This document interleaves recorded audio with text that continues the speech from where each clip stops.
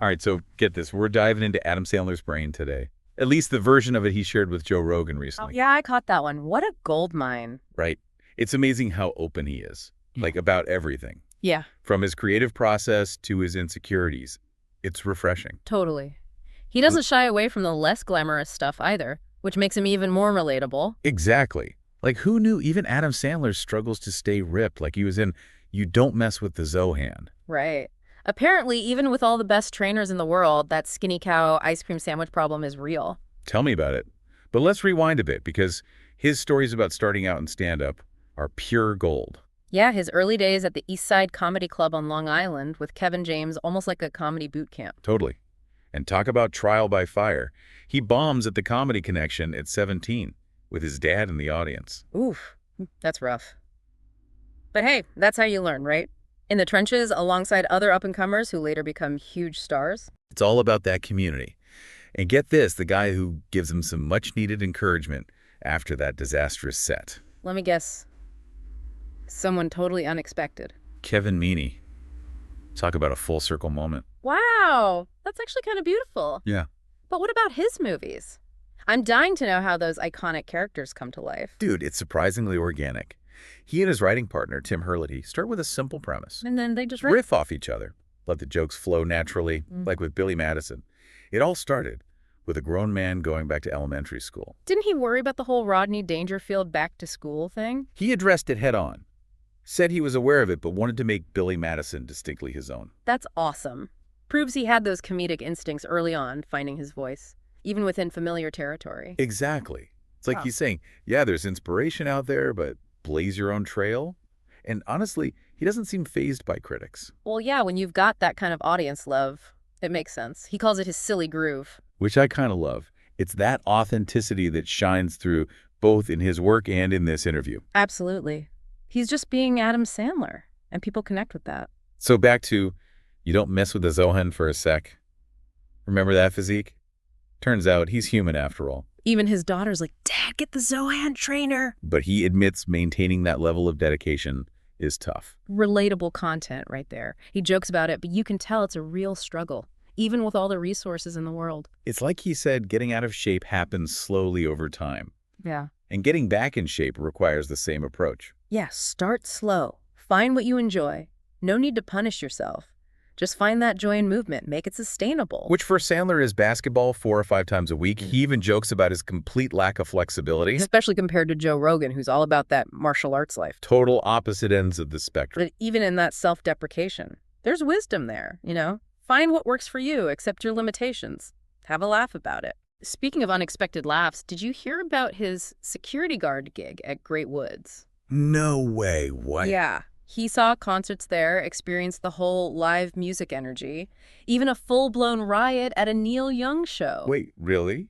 A riot at a Neil Young concert. Now that's a story. Right, and get this, he quit that night. Apparently, a Neil Young riot was the last straw. Can't say I blame him. That's not exactly the mellow Canadian folk singer vibe I'd expect. But it shows you Sandler finds humor in the craziest situations. It's gotta be what's gotten him through his career. And you know what else struck me? He's got this deep respect for those older Boston comics who paved the way. Oh, absolutely. Guys like Stephen Wright, Don Gavin, Lenny Clark. He even mentions the documentary When Stand-Up Stood Out. Such a great watch. You can tell he sees himself as part of that lineage, that Boston comedy tradition. Fair-fright, no-holds-barred humor. And he's very aware of the sacrifices those guys made. Yeah, he doesn't sugarcoat it. He talks about how many of them had IRS troubles because they were getting paid in cash back then. Different times, man. But it shows the risks they took just to pursue their craft. But here's the thing. Their acts were so specific to Boston, they didn't always translate elsewhere. Which makes you wonder if Sandler ever felt that pressure. Like, would he be pigeonholed as a Boston comic? Right. Because he definitely broke out of that mold. Yeah. Became a mainstream success. And I think MTV had a lot to do with it. Remote control. That was huge for him. A stroke of luck that changed everything. I remember watching him on that show. He was hilarious. It was perfect timing. MTV was desperate for their next big star after Dennis Leary. They were handing out development deals left and right. Which is how Sandler got his store for a whopping $500. Can you imagine? That's pocket change now. But back then, it was a foot in the door. And his manager, Sandy Warnick, knew how to play it. Sent that MTV tape to every studio, started a bidding war. Genius. And it worked. He lands a deal for $150,000, more money than he'd ever seen. He talks about feeling like he was bawling, got a nice place in North Hollywood. Yeah. Even thought about a pool table. Living the dream. Well, sort of. He admits he hated LA at first. Found the acting world way too self-serious compared to the comedy clubs. Yeah, he was like, get me out of here. I can't deal with these actors. He missed that stand-up camaraderie. But he'd sign that lease, and then boom, another development deal. And an audition for news radio. Wait, so he lands a hit sitcom with Phil Hartman, a legend, after only 2 auditions in his life. 2 auditions, 2 bookings. The guy's a natural idea. But can you imagine being on that set? Phil Hartman, Maura Tierney, Dave Foley, Andy Dick. Talk about intimidating. He must have felt like such an imposter. He did. He talks about feeling like a fraud, surrounded by these seasoned actors with their theater backgrounds. But that probably pushed him even further to prove himself. Oh, totally. He said he didn't even watch SNL before auditioning, which is crazy considering what it became for him. He was laser focused on becoming a movie star. Sketch comedy wasn't even on his radar. But luckily his friends saw the potential and convinced him to go for it. Sometimes you need that outside push. Step out of your comfort zone. Because who knows? He might have missed out on SNL entirely, and that became his launch pad. What's interesting is he started as a writer there before becoming a cast member. They recognized his comedic voice on the page first, which just goes to show the path to success isn't always linear. Be open to detours, new experiences. You never know where they might lead. And in Sandler's case, that detour led him straight to Studio 8H, the world of late-night television. At 23 years old, surrounded by Chris Farley, David Spade, Chris Rock. The beginning of a legendary era for SNL and for Sandler himself. And you know what's wild? He'd sometimes forget entire sketches he'd been in. Seriously? Yeah, even when Spade would remind him about specific jokes, he'd draw a blank. That's insane. Those are classic sketches, comedy gold. I know, right? But it shows how intensely they were producing material, the sheer volume of work on that show. And maybe part of it is his process, you know? Always moving forward, not dwelling on the past. Totally. He's not one to rest on his laurels. He's always on to the next joke, the next character, the next project. True. And even when he talks about those early SNL days, there's no ego about it. No, wow, I was so good vibe. It's more like he's watching a younger version of himself with a, like, who is that guy? It takes a certain level of self-awareness to be able to do that. Not get caught up in past glories. And you can tell he still geeks out over stand-up. There's this great story about him watching Chris Rock at the Comedy Store. Oh yeah, I read that. Totally engrossed. And some other comic tries to pitch him on a podcast. Yeah. Can you imagine? Sandler's like, dude, seriously, I'm trying to learn from a master here. Respect. That's how much he reveres the craft, still soaking up inspiration from the greats. Absolutely. Yeah. He sees guys like Rock, like Kinison and Louis C.K. as vital to how comedy evolved. Pushing boundaries, taking risks, making everyone else step up their game. And it's not just talk. He gets into the nitty-gritty of headlining, like dealing with opening acts. Oh man, the stories he must have. He talks about getting stuck with local comics who bomb, or even worse, try to steal his material. Brutal. Did he call them out? He calls them douchebags. So, yeah.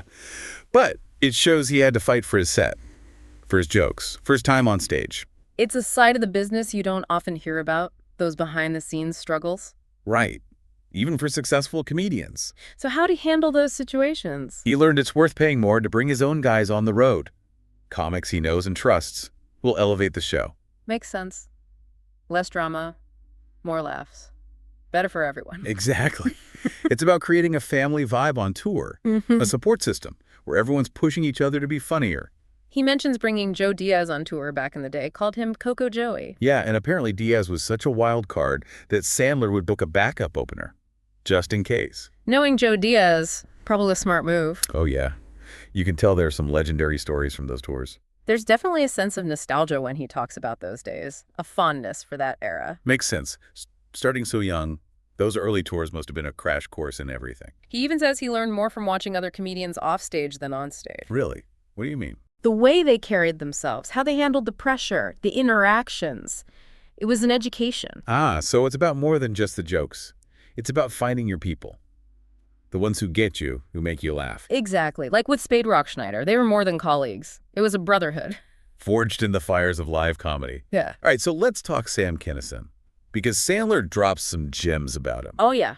He had a huge impact on Sandler. Who knew? So Sandler first hears about Kinison from this girl he knows who would quote his jokes. Which were probably pretty out there even back then. Oh, yeah, totally. Yeah. And it blew Sandler's mind. Here's this guy pushing every boundary, saying the unsayable. Changing what stand-up could be. And then he finally sees Kinison live. And it's like a religious experience, a full-blown rock concert disguised as comedy. He talks about how Kinison changed comedy, that there was nothing like it before him. That raw energy, that preacher's voice. He tapped into something primal. But then there's the sad part, Kinison's decline. Yeah, he talks about seeing him perform later on. And it wasn't the same. The spark was gone. It's like he burned too brightly, too fast. A cautionary tale about fame and excess. And Sandler's pretty real about that darker side. He recommends Kinison's brother's book, Brother Sam. Have you read it? Oh, yeah. It's incredible. A must-read for any stand-up fan. Really humanizes him. That's important to remember these legends are still human. Absolutely. But, okay, back to Sandler's early days. He tells this hilarious story about bombing on stage. Let me guess. He pretended it went great. Worse, he'd call all his friends bragging about how well he did, even made up compliments from Robin Williams. No way! That takes guts! Delusional confidence. He talks about digging a hole with those lies. But hey, whatever works, right? He actually says there's value in that delusional thinking early on. How so? It's like a shield. Protects you from crippling self-doubt while you're still figuring things out. Fake it till you make it, right? Exactly. And to his credit, Sandler did make it. He took those bombs, those triumphs, those moments of delusion, and turned them into a career. He found his voice. He honed his craft. He never stopped pushing himself. He didn't let those early bombs break him. And that's huge, you know. It's that resilience that sets successful people apart. They take those knocks and keep going. Totally. And he never lost sight of why he started. That love for making people laugh.